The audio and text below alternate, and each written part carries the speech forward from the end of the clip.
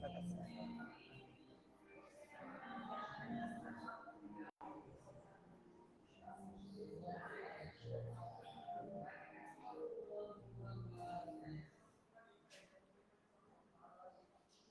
Bom dia. Bom dia a todos que estão assistindo agora aqui no nosso salão. Bom dia aos internautas que estão assistindo também nesse mesmo horário. E boas energias, bons pensamentos para todos aqueles que vão assistir em algum momento do seu dia, da sua noite, ou hoje, ou nos dias que seguirão. Precisamos aproveitar bem os recursos que nós temos, né? E toda oportunidade de estudar o Evangelho de Jesus à luz da doutrina espírita precisa ser aproveitada. Então, estamos hoje aqui com mais essa oportunidade.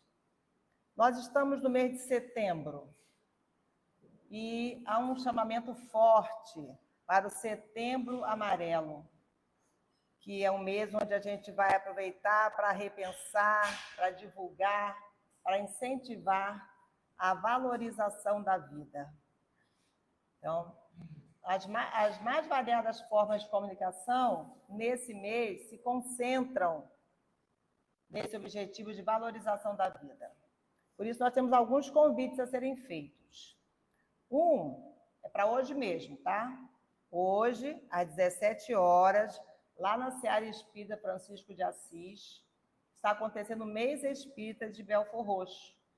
Hoje, quem vai falar vai ser o Rafael Siqueira, um jovem muito estudioso, né, muito bom de prosa mesmo. Ele não é mineiro, mas é do interior do Rio, então ele é bom de prosa, é bom de conversa. Ele vai falar sobre pensamento e vontade. A Seara Espírita Francisco de Assis fica em Areia Branca. Se alguém precisar melhor do endereço, depois ali ao final a gente fornece o endereço direitinho. Que o tema do mês espírita desse ano é justamente o livro que nós já estamos chegando ao finalzinho dele aqui nos estudos, que é o livro Pensamento e Vida. Então, o Conselho Espírita de Belfor Roxo também está trabalhando as lições desse livro, algumas delas. Hoje nós vamos ter aqui, com o Guilherme Machado, justamente o tema morte. E logo no início do estudo a gente vai perceber como Emmanuel coloca. Não. Vamos assistir e refletir bravamente sobre morte, que é uma porta para a vida espiritual, né? A continuidade da vida. Só que amanhã, 18h30, ali em Nova Iguaçu, no Teatro Silvio Monteiro, lá na antiga Casa de Cultura de Nova Iguaçu, vai ter um evento, que é o segundo evento cultural em prol da valorização da vida. Esse evento vai ser amanhã, 18h30, no Silvio Monteiro. Lia, um grito de amor. Lembrando do Setembro Amarelo, tem o valor do ingresso, mais 1 quilo de alimento, que é para ajudar o polo do CVV aqui em Nova Iguaçu. Nova Iguaçu tem um polo do Centro de Valorização da Vida. É um polo que precisa ser também apoiado. Então, temos amanhã, 18h30, esse teatro lá no Silvio Monteiro, em prol da valorização da vida. E hoje à tarde, também, Pensamento e Vontade, lembrando o Setembro Amarelo. Feitos esses convites, tem mais um convite a fazer. Próximo sábado é o sábado que a gente recebe expositores de outras casas aqui da nossa casa. E a expositora vai ser a Silvia Viana, que vai trazer o tema Psicologia da Gratidão. E não percam, na terça-feira, a Eni vai fechar os estudos desse livro Pensamento e Vida, com qual tema? O tema fundamental de nossas vidas, que é amor. Então, os convites são inúmeros, podemos atendê-los à vontade. Fazer a leitura da página de hoje, que está no livro Fonte Viva, ditado pelo Espírito Emmanuel a Chico Xavier. A lição é a 157, Crianças. Vede, não desprezeis alguns desses pequeninos. É Jesus em Mateus 18:10. Quando Jesus nos recomendou não desprezar os pequeninos, esperava de nós não somente medidas providenciais alusivas ao pão e à vestimenta. Não basta alimentar minúsculas bocas famintas ou agasalhar corpinhos enregelados.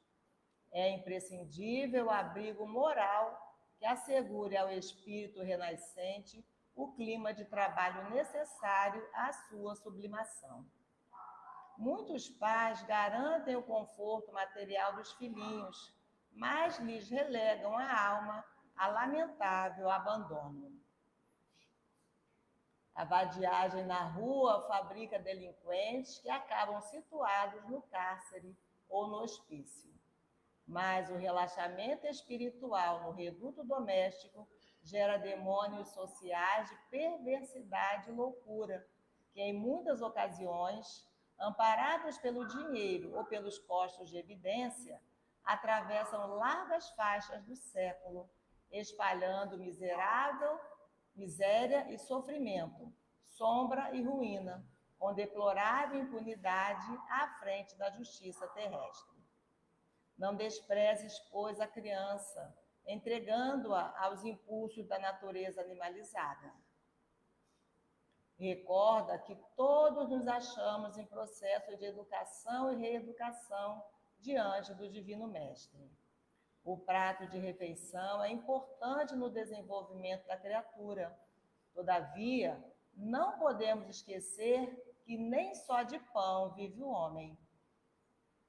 Lembremos-nos da nutrição espiritual dos meninos, através de nossas atitudes e exemplos, avisos e correções em tempo oportuno, de vez que desamparar moralmente a criança nas tarefas de hoje será condená-la ao menosprezo de si mesma nos serviços de que se responsabilizará amanhã.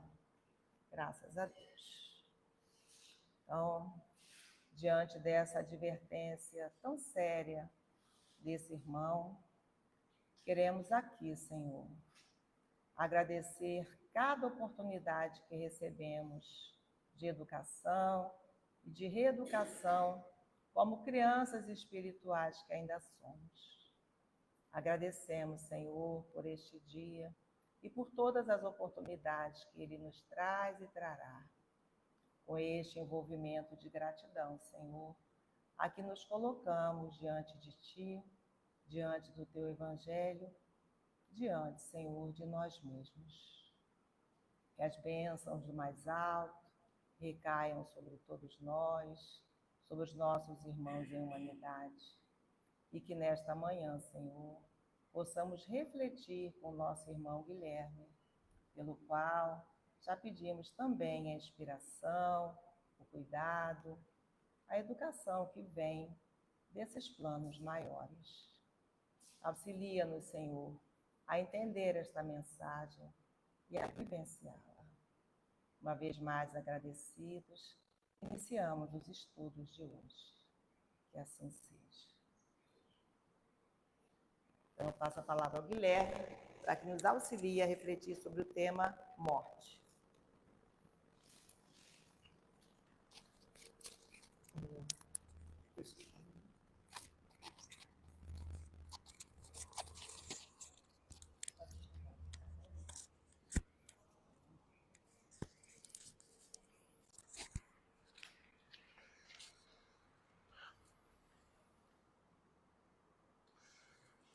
Bom dia a todos. Sempre um prazer estar aqui com vocês. Deixa eu só arrumar uma posição aqui melhor para esse microfone, que essa gola é mais apertadinha.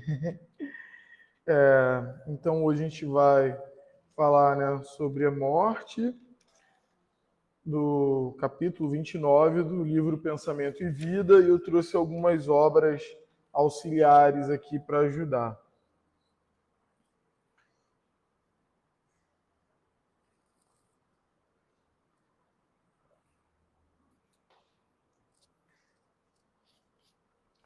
Então, vou começar com a leitura do texto, né? Que é sempre bom.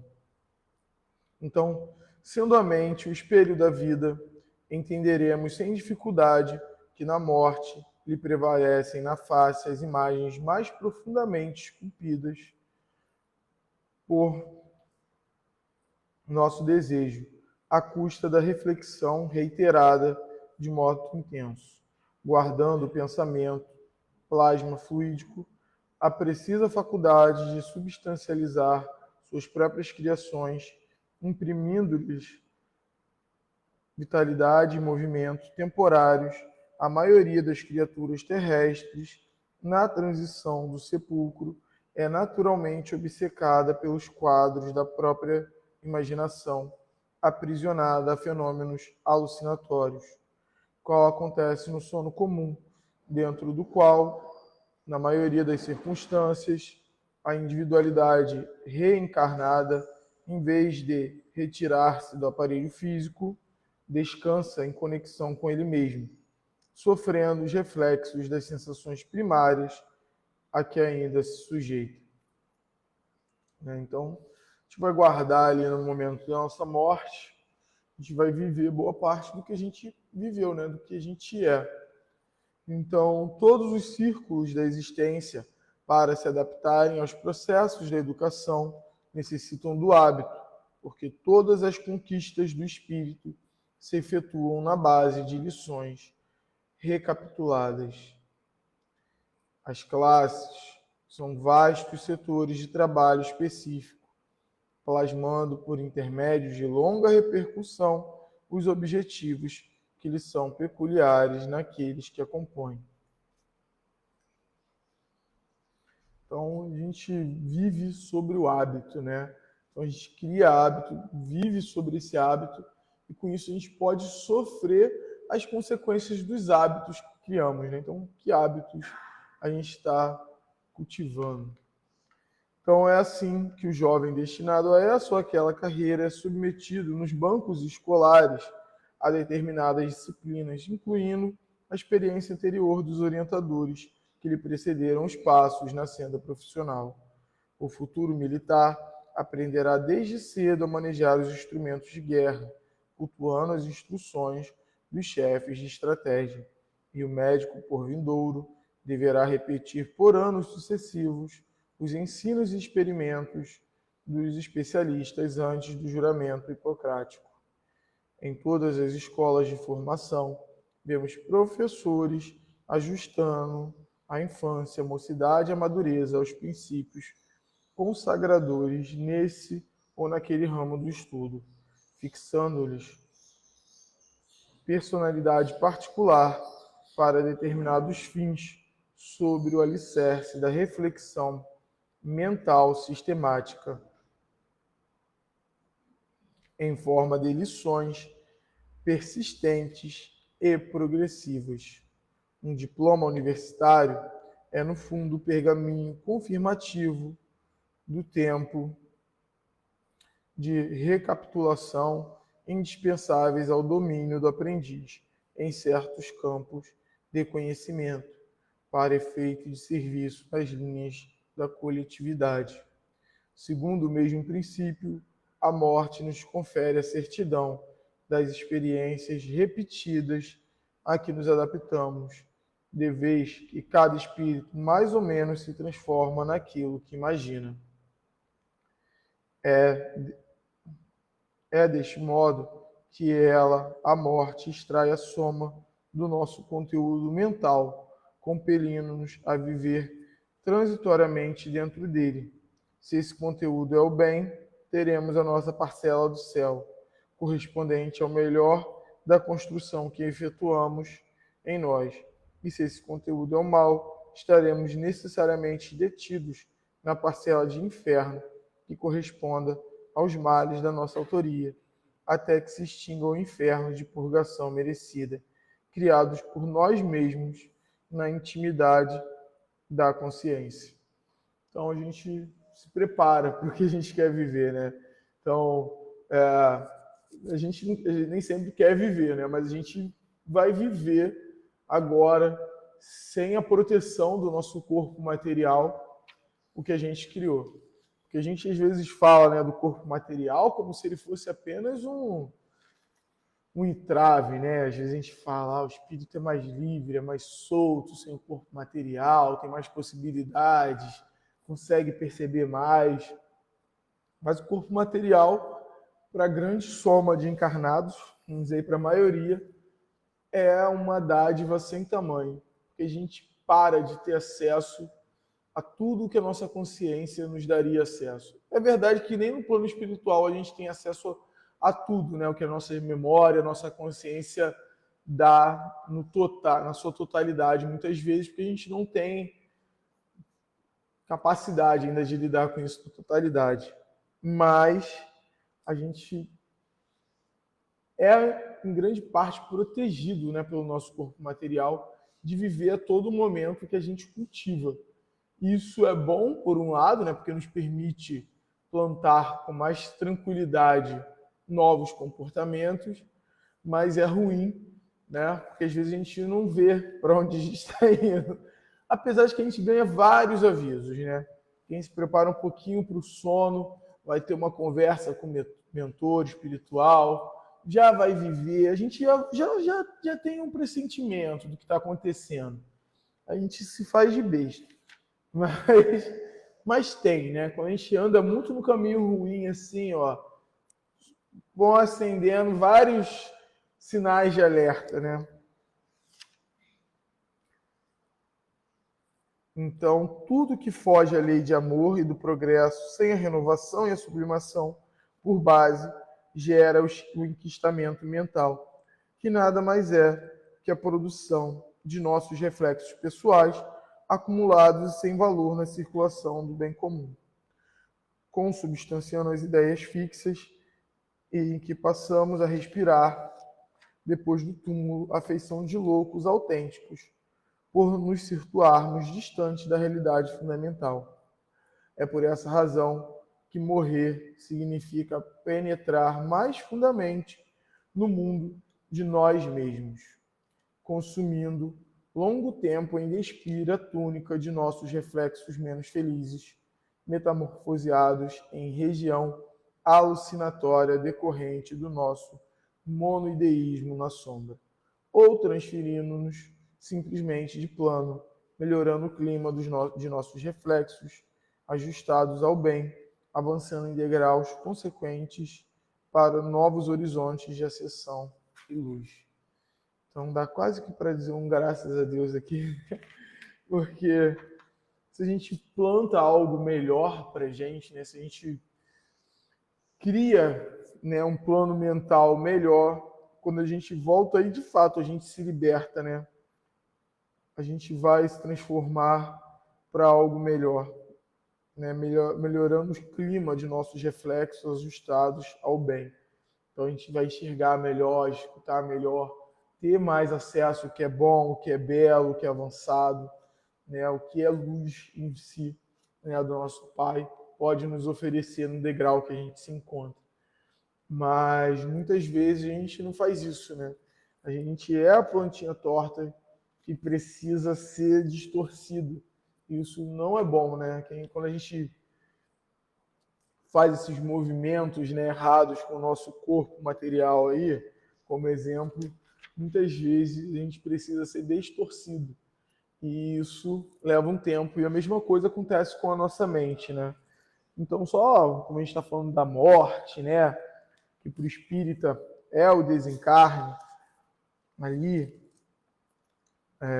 a gente até usa um outro nome agora, né? A gente não fala morte, porque não tem essa sintoma de sinal, né? Significado de fim, acabou tudo. Porque não acabou, né? O que acabou foi aquela personalidade ali, aquele ego.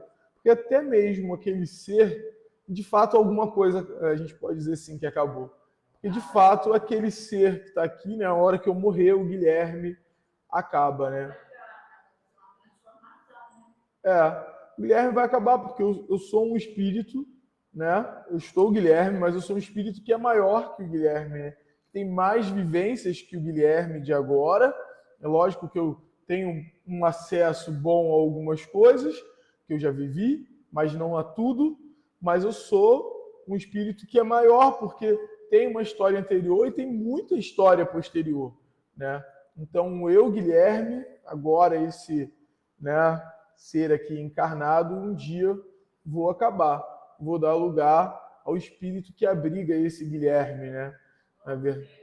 um novo ser, porque eu vou ter uma compreensão até melhor, né, do que eu fiz aqui no plano espiritual, se tudo der certo, queira Deus.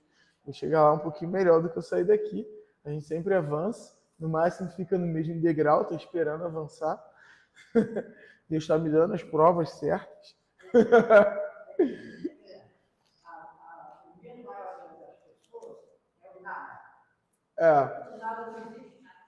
E o nada não existe, né? E esses dias a gente até estava conversando com um amigo, e a gente, enfim, né?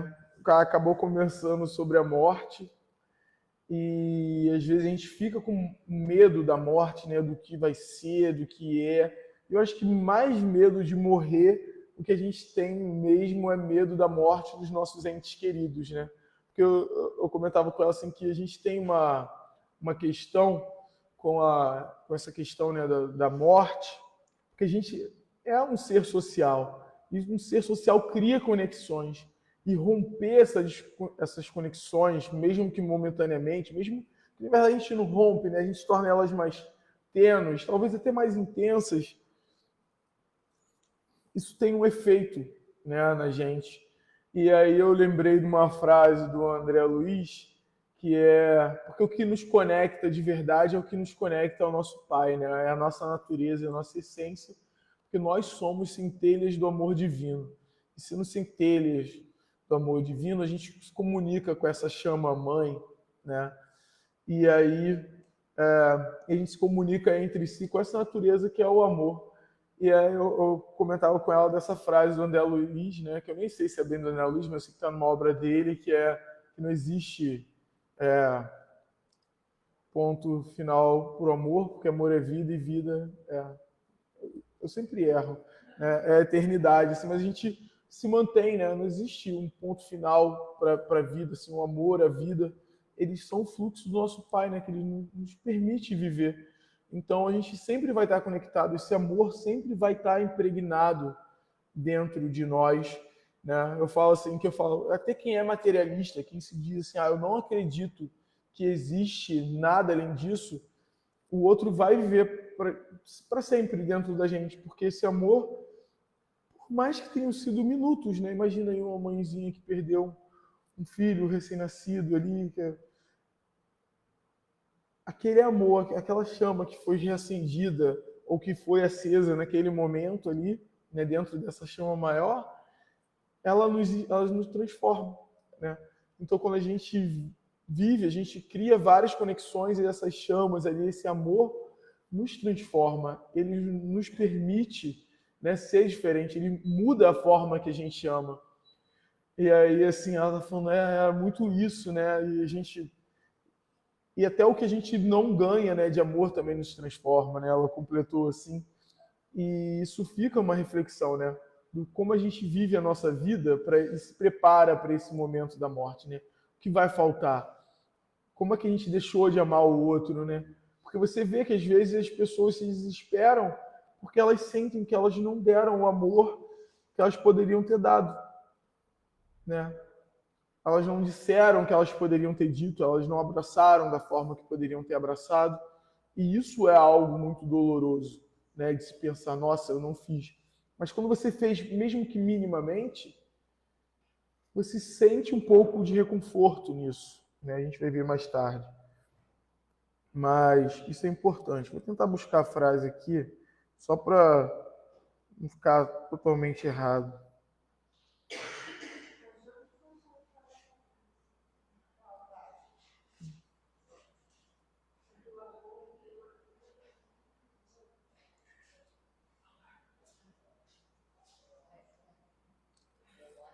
Não há ponto final para o amor, porque amor é vida e vida é eternidade, não é? Acho que é isso. É. Amor é vida e vida é eternidade. A gente vai viver para sempre, né? A nossa vida ela é eterna. Na verdade, o que a gente faz é mergulhar no corpo e sair do corpo. A gente pode até morrer em vida, né? Quantas vezes a gente escolhe ficar enterrado, deixar de amar, deixar de se arriscar, até pelo medo de perder, pode.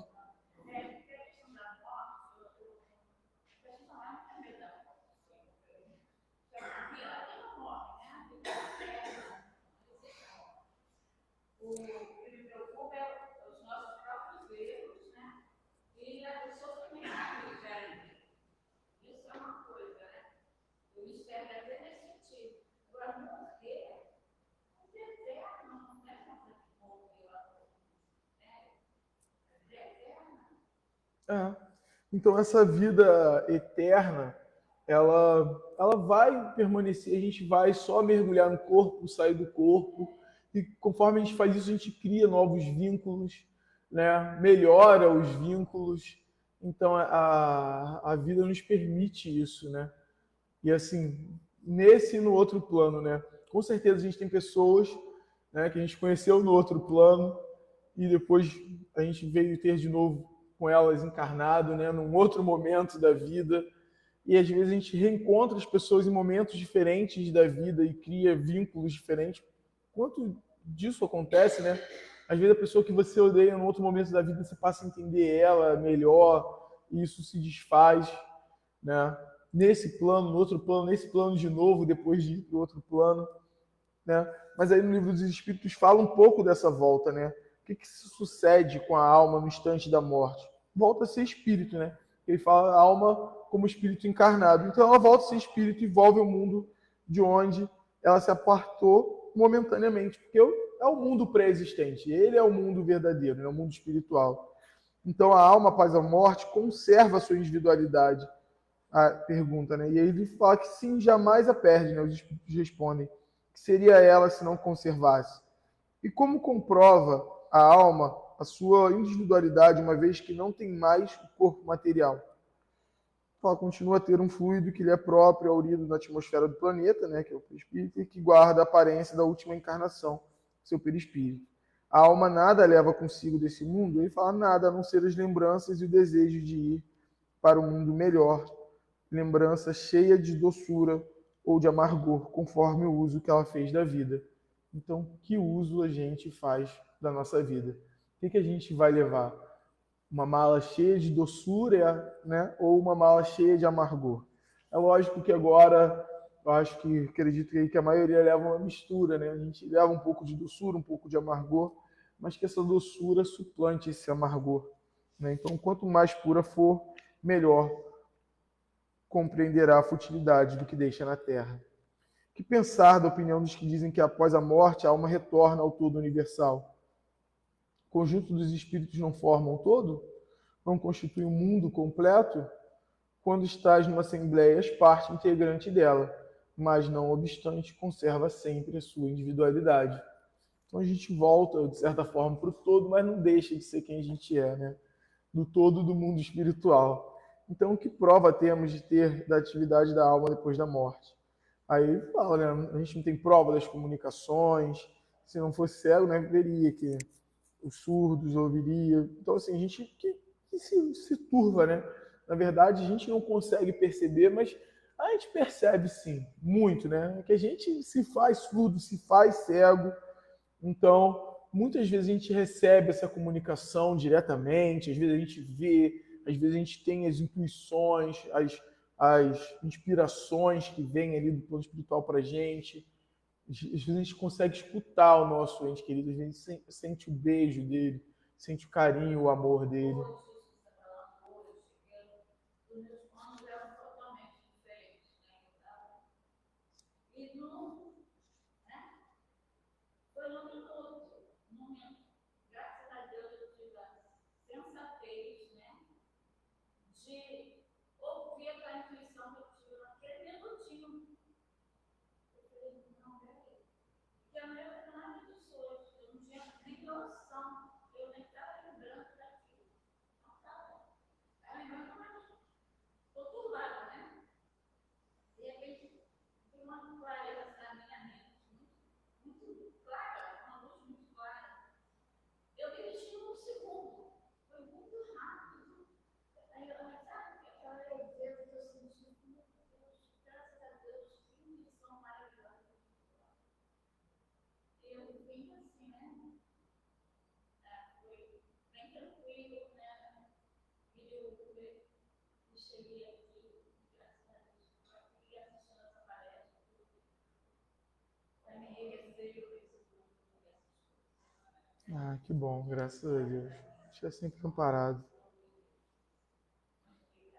Ah. Ele fala que a separação do corpo, né, pergunta se é dolorosa, ele fala que não, que o corpo quase sofre mais em vida do que no momento da partida. E às vezes a gente fica, né, ai, meu ente está sofrendo, às vezes é o estertor do próprio corpo, né? Então, a gente tem essa questão, né, o sofrimento que a gente vai ter às vezes naquele momento do desligamento é mínimo comparado à leveza que a gente vai ter posteriormente, né?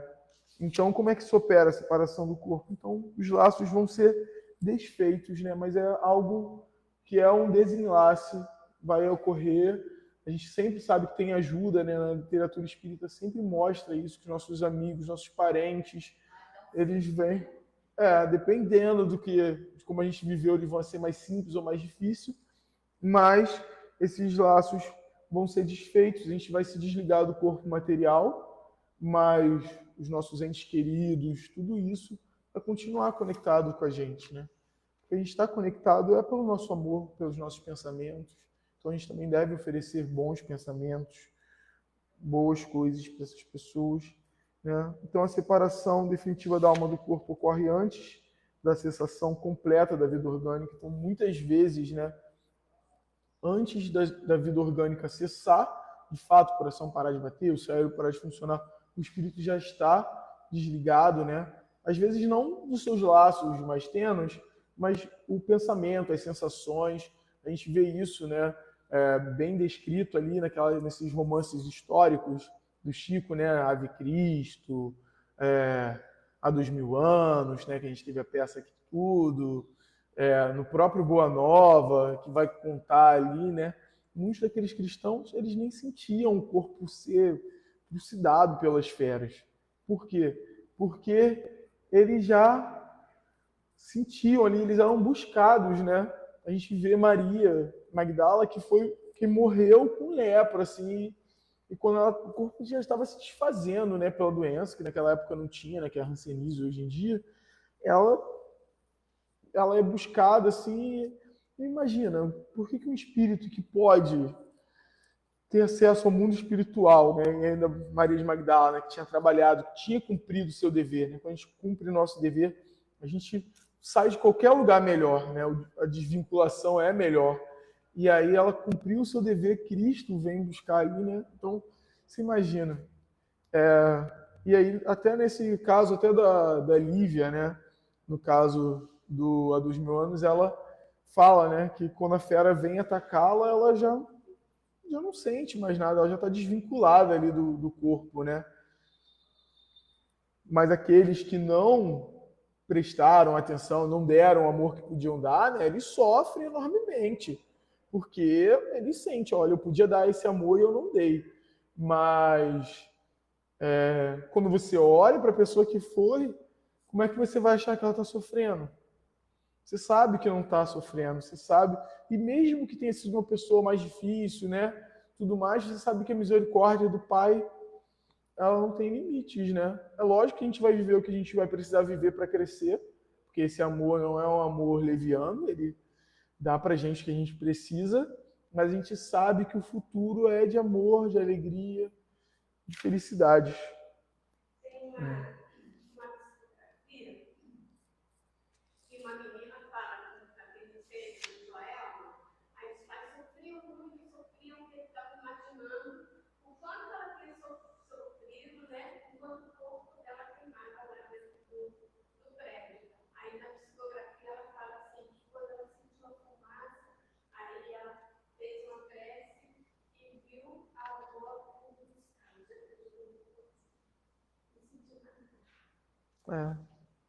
E aí, aqui ele até usa um exemplo, né, de uma lagarta, que primeiro a lagartinha vai engatinhando, depois ela vira uma crisálida e depois ela sai.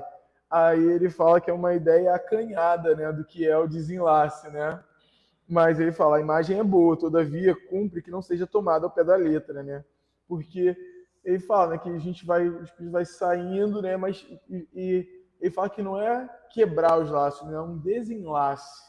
Então, o espírito se encontra imediatamente com os que conheceram a terra, os que morreram antes dele. Aí fala assim, conforme a afeição que lhes devotava e a que lhe consagravam. Muitas vezes aqueles seus conhecidos vêm receber a entrada do mundo dos espíritos e o ajudam a desligar-se, né, das faixas da matéria. Encontra-se também com muitos de que conheceu e perdeu a vida durante a vida terrena. Vê os que estão na erraticidade, como vê os encarnados e os vai visitar. Então a gente vai poder também, né, ter acesso a todos aqueles nossos entes queridos que a gente gostaria de ter. E eles podem vir visitar a gente também, né, quando a gente está na matéria, e às vezes a gente sente essa presença. E é lógico, né, dependendo de como esse espírito era, é melhor ou pior. A gente sabe, por exemplo, quando um suicida vem visitar, ele, muitas vezes eles nem podem ficar, né, perambulando, porque eles podem causar muitos problemas. Então tem até um livro em que uma suicida fala que ela não fica perto dos parentes porque ela percebeu que deixava eles doentes, né? Então eles são recolhidos e são tratados, né, logicamente, mesmo que eles não percebam, para que possam. Então, a alma tem consciência de si imediatamente, depois de deixar o corpo, e imediatamente não é bem o termo, a alma passa por algum tempo no estado de perturbação. A perturbação que se segue a separação da alma e do corpo é do mesmo grau da duração e de duração para todos os espíritos? Não, depende da elevação de cada um. Aquele que já está purificado se reconhece imediatamente, pois se libertou da matéria antes que cessasse a vida do corpo. Enquanto o homem carnal, aquele cuja consciência ainda não está pura, guarda por muito mais tempo a impressão da matéria. Então, passa por um período de torpor ali, às vezes de confusão maior, porque não se desligou da matéria, né? Para ele só existe a matéria. Mas quando a gente já pressente o mundo espiritual, até aqui, né? O Chico, por exemplo, já vivia meio lá, meio cá, muito, porque pelo contato, pela natureza, né, da pessoa ali, por exemplo, você já vai se desprendendo e a gente já sente isso. E a gente, na verdade, constrói o reino de Deus no nosso coração. Tem gente que já vive o céu aqui, né? Sim, o céu, né? O que pode um ser, né, do nosso nível, ele pode ter de céu, porque já traz bons sentimentos. Então a pessoa abriga coisas boas, ela vive coisas boas, né, a maior parte do tempo. Então a gente tem que tomar cuidado com o que a gente cultiva no nosso coração. De vez em quando a gente tem essas conversas, olha, e aí eu lembro de uma conversa que a gente falava até dessa questão da dor, né? Ai, por que a dor existe? E é para mostrar para a gente que o movimento não é bom, né? Eu usei um exemplo bem físico para ela, né? Que era tipo, se a gente mexer o braço em um determinado sentido, a gente percebe que não pode ir naquele sentido, né? Se não tiver nenhuma patologia, é porque não é para realizar aquele movimento. Então, às vezes a gente fala, mas por que quando eu lembro do meu parente eu sofro tanto? Talvez seja o jeito que você lembra. O que você está se apegando durante essa lembrança? É aos bons momentos? É o que teve de bom? Ou eu podia ter feito isso, eu podia ter feito aquilo, por que me deixou? Aí dói mesmo, porque o movimento está errado. Tem que lembrar dos bons momentos que teve, o que pôde fazer de bom, como foi bom, o tempo de convivência, porque tudo que a gente tem é por um tempo, até ter a eternidade. Uma hora vai ser pela eternidade.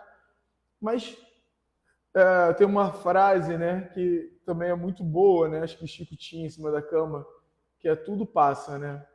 Tanto os momentos bons quanto os ruins. Eu brinco até às vezes com a criança, né, que eu sou mais perturbado, eu sou espírito zombeteiro ainda.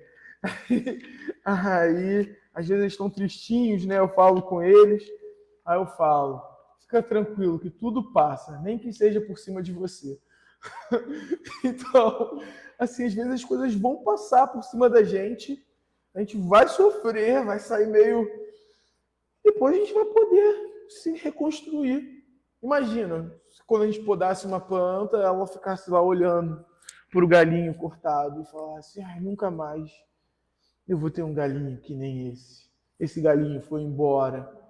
Mas não, uma planta cresce de novo, ela emite novos galhos, ela dá flor, frutos. Às vezes aquele corte faz ela crescer mais forte, ela redireciona as forças dela. Então, quando a gente se desvincula, né, quando a gente tem a morte, às vezes até não de uma pessoa, de um ente querido, de um relacionamento, de algo, a gente pode respirar ares novos. Isso é importante. Ou a gente pode entender, nossa, ali eu não fui legal, ou eu fui legal, mas não era o momento. Quem sabe na próxima? A gente é eterno. Então, a Joana de Ângeles traz 2 textos, eu vou tentar correr com eles para poder dar tempo. São dois textos do autodescobrimento, uma busca interior, e um é do capítulo 9 e do outro é o 10. No capítulo 9, ela vai abordar as viciações mentais, vai falar de insatisfação, indiferença, pânico e medo da morte, né? No caso do medo da morte, ela resulta do instinto de conservação que trabalha a favor da manutenção da vida. Imagina, a gente não pode ser uma pessoa também que não tem medo da morte, senão a gente, né, coloca a nossa vida em risco. Então é importante ter um medo saudável da morte, né, para se proteger. Então, o desconhecimento da imortalidade e as informações fragmentárias, as lendas, as fantasias, os mistérios, a ignorância que vestiram a morte de inusitadas e irreais expressões, né, que não corresponde à realidade, né, o fenômeno da morte diz respeito ao fatalismo biológico das transformações moleculares do corpo. Então, está falando assim, ó, teu corpo vai ser desfeito um dia, todo mundo vai, às vezes é cedo, né? A gente acha que é cedo, às vezes é tarde, às vezes é cedo mesmo, porque a gente cuida mal do corpo. Eu faço isso aqui com a maior cara de pau do mundo. Estou tentando dar, mas é difícil. Mas é isso, né? Às vezes a gente não cuida como deveria, às vezes é cedo demais. Tem gente que até provoca, né? E isso é a pior coisa a se fazer. Porque a vida, por mais que a gente não acredite, ela é terapêutica. A nossa vida é para nos curar, para curar o nosso espírito, né? Então, para atenuar os desconhecimentos, compuseram os funerais, os ritos fúnebres, né? E que são momentos importantes. Então, por espírito, somente vale os sentimentos, as preces, as vibrações, como a gente, né? O espírito está desalojado do corpo, a autêntica afeição e a honesta intercessão, especialmente os próprios pensamentos, atos mantidos durante a existência carnal. Então, em outras circunstâncias, porque a fantasia concebeu o divino poder com sentimentos arbitrários, apaixonados, que perdoa e pune irremissivelmente, as consciências culpadas temem o encontro, quando seriam duramente castigadas, elaborando inconscientemente mecanismos de evasão.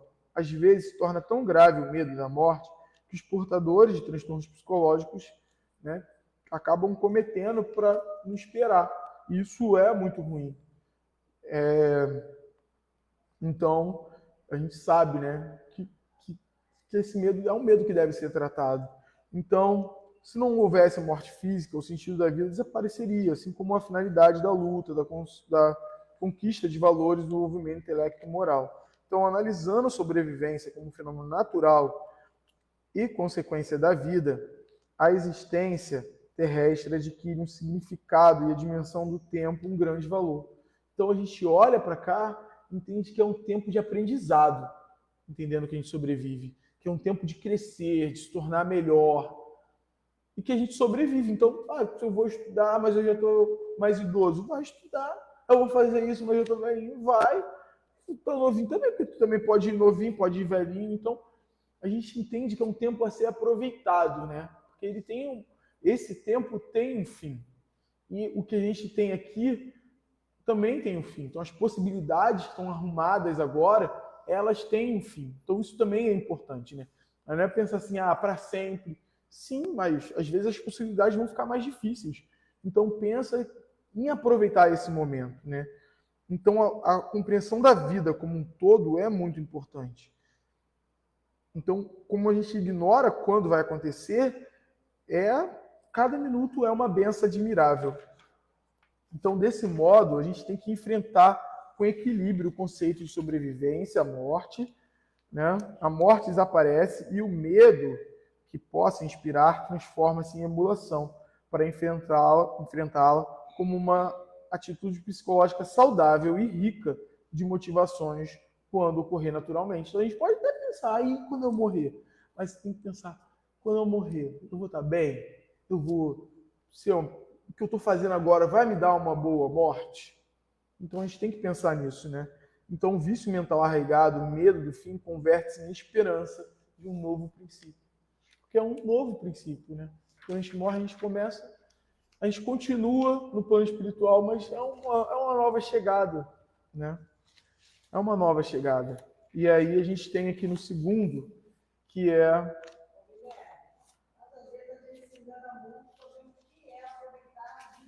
Ah, sim, né? Às vezes a gente acha que...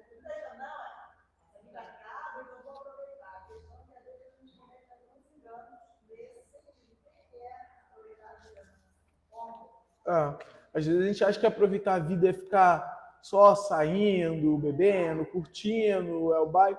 E essas coisas têm a sua importância também, né? Relaxar, estar com os amigos, tem a sua importância. A gente não pode tirar o papel disso, né? Às vezes a gente até coloca assim, o fulano saiu, tá curtindo, mas é às vezes naquele momento ali que uma pessoa se abre, diz que está sofrendo, que precisa de ajuda, é naquele momento ali que o outro recupera uma alegria, porque você doa a sua alegria, né? A gente doa os nossos sentimentos. Então é importante também, mas é importante a gente entender que aquelas coisas, entender isso como uma viciação, né? Como se aquele prazer fosse a única coisa que importasse no mundo, como a gente não tivesse que construir algo dentro da gente. Então a gente tem que ter noção dessa importância. A minha sobrinha é da escola São Luís do Rio. Uhum. Tem algum problema? Tem algum problema? Ela não sei das coisas? Não. Agora cuidado quando é certo. Não vai sair por aí atropelando. Porque às vezes a gente fala assim, vai lá sambar, né? Tem até um livro que fala de como o carnaval também existe no plano espiritual ali, com a questão da malícia, não sei o quê. Mas a gente também tem isso num emprego formal, que pode ser algo muito bom, mas lá a gente também pode exercer nosso orgulho, nossa vaidade, tudo de ruim. Ninguém vai falar para você parar de trabalhar. Mas se você vai curtir, por exemplo, eu vou no carnaval, lógico que a gente tem que tomar muito cuidado com os excessos, com o que está pensando, como vai agir lá. Mas você vê as pessoas se ajudando, amigos se reencontrando. Né? Eu lembro que uma vez eu fui assim, num bloco e as pessoas pararam e tocaram assim, umas marchinhas para as pessoas idosas que estavam na janela. E você via assim, as pessoas muito felizes com aquilo. Mas é lógico que pode acontecer e acontecem coisas horrendas. Mas acontecem coisas horrendas em todos os lugares. Então, assim, é lógico que alguns lugares são mais pesados de ir, né? A gente sabe que lá é bom evitar, mas algumas coisas, alguns lugares, você vai entrar. E aí depende, como é que está seu coração? Com que sentimento você está indo? Como é que você está aprovando o outro, desaprovando? Porque isso é julgar, isso também é criar algo mental. Eu lembro até de acho que foi até que uma palestra aqui que falaram, né? Que alguém pegou e olhou o pessoal num bar, porque às vezes a gente acha assim, aquela pessoa está desperdiçando aquela vida. Né? E às vezes ela está evoluindo, a gente não sabe como é que era a vida anterior, a gente não tem o processo na mão, e aí a pessoa falava isso, e aí o Chico falava, acho que o Chico que pensou, né? O Emmanuel falou, mas você não sabe como é que eles eram, porque antigamente, em vez de estar fazendo isso daí, estar no bar, né? Aí eles estavam saqueando, matando pessoas. Então aqui eles já estão... já é uma evolução para aqueles seres. E a gente também olha, às vezes, para uma pessoa que está ali num bar e fala dele. Tem gente que vai, fica ali e nem bebe. Tem gente que nem bebe, nem fica no bar, mas às vezes até num centro religioso cria as piores tramóias que se pode criar. O que adianta? O que adianta? Então, assim, a gente tem que...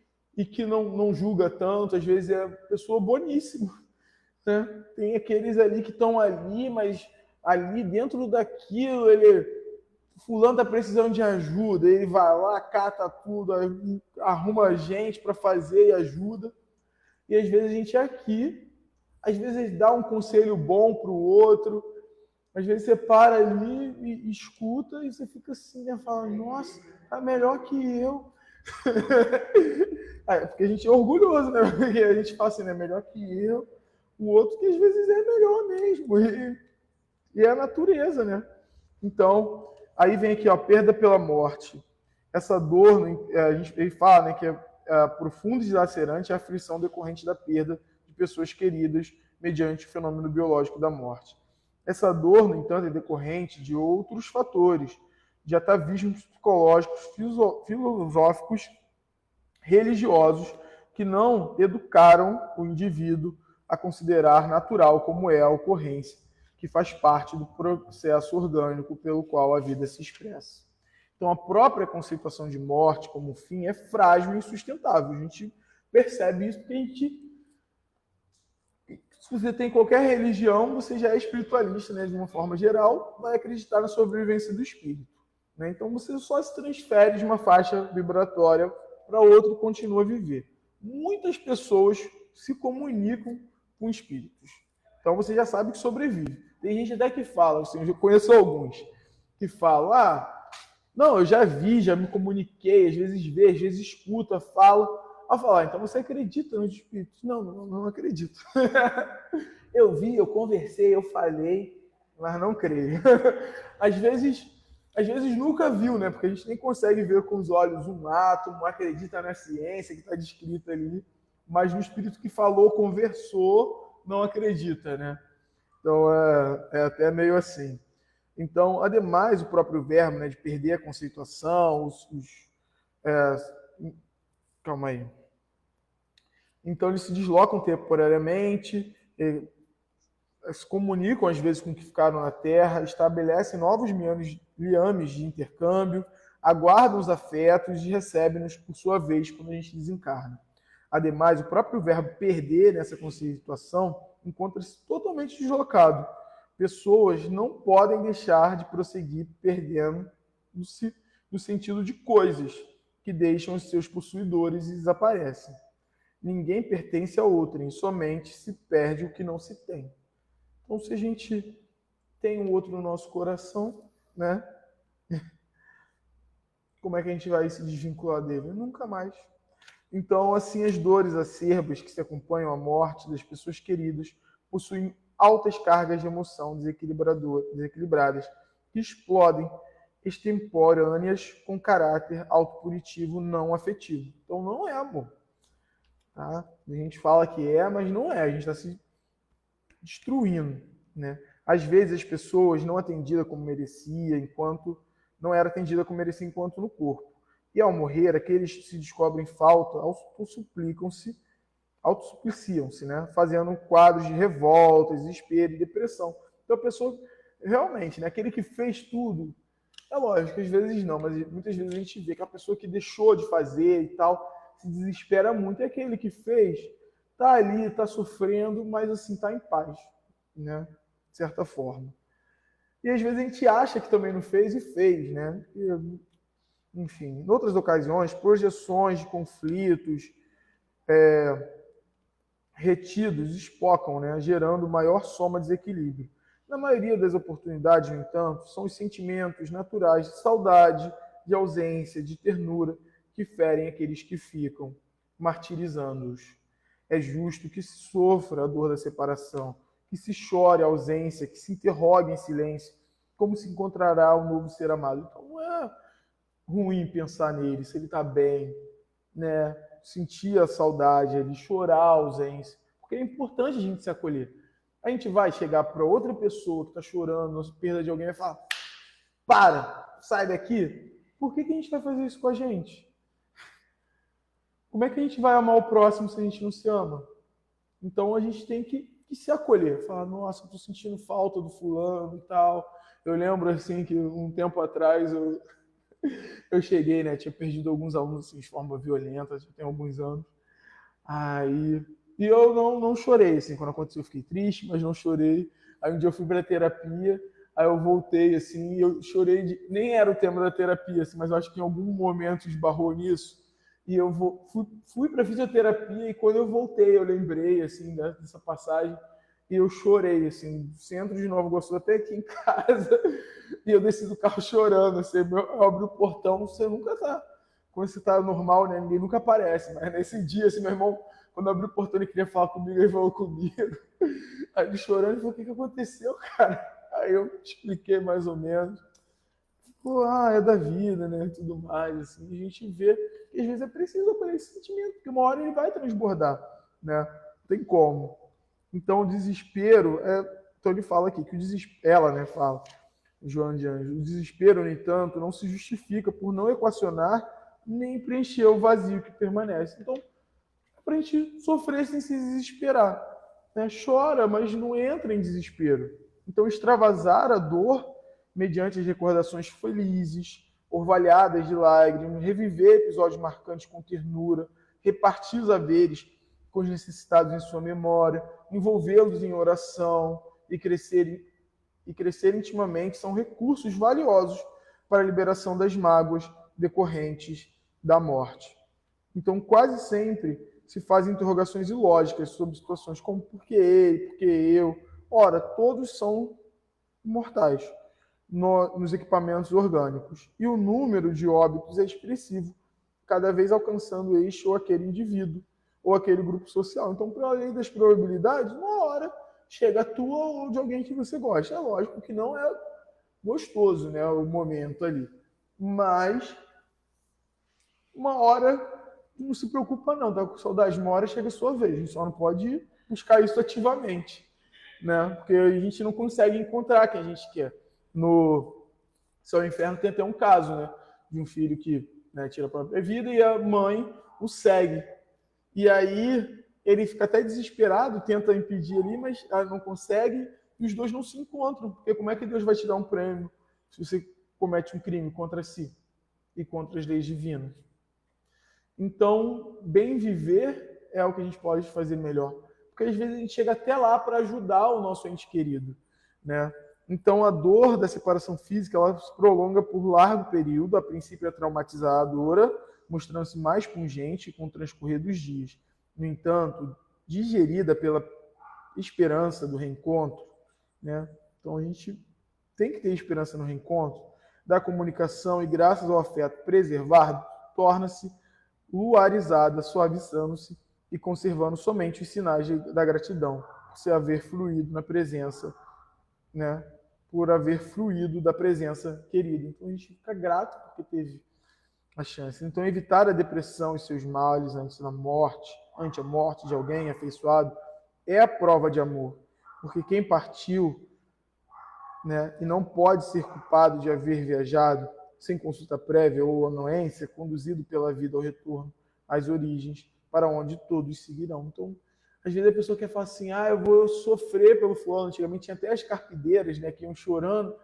Não é isso que é bom.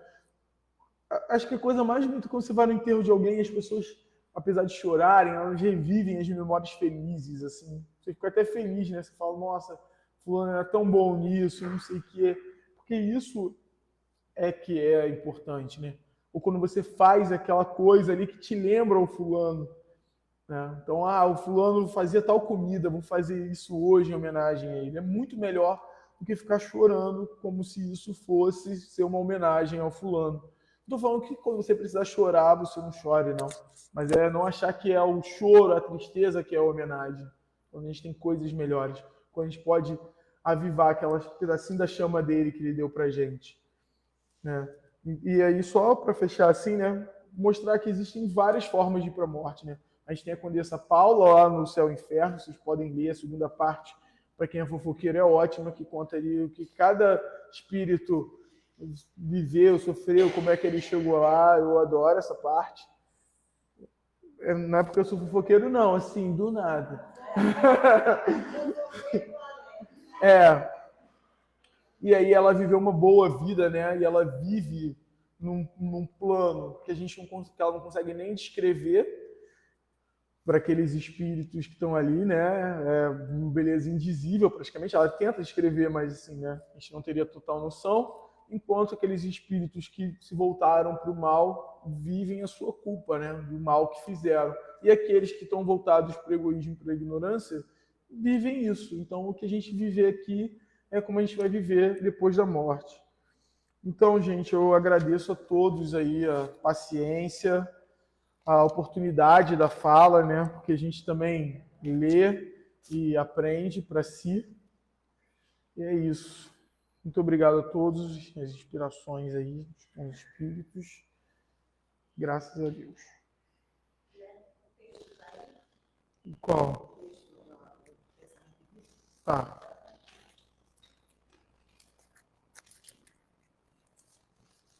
Tá aqui. Obrigada, Guilherme. Agradecemos ao Guilherme, né, por esse momento que a gente pode exercer a fé raciocinada. Faz bastante diferença quando a gente consegue raciocinar sobre a fé, o que o Espiritismo propõe. Eu pedi para ele me falar se o texto estava aqui, porque logo no comecinho do texto vem falando desde o início do próprio livro, quando fala sobre esse espelhar, né? Por isso que a sabedoria popular fala, né? Tal vida, tal morte, né? Ou tal vida, tal sorte. Joana de Anjos fala aqui de uma outra, Emmanuel coloca aqui de outra maneira, mas fala justamente desse espelhar mesmo, né? Como sendo o espelho da vida mesmo. Então, a morte não vai ser diferente, né? Então, vamos, nesse momento, manter os nossos pensamentos reunidos, agradecer por essa bendita oportunidade desses instantes, nós que estamos no corpo físico e nossos irmãos que já se encontram fora dele, que já vivem no plano espiritual.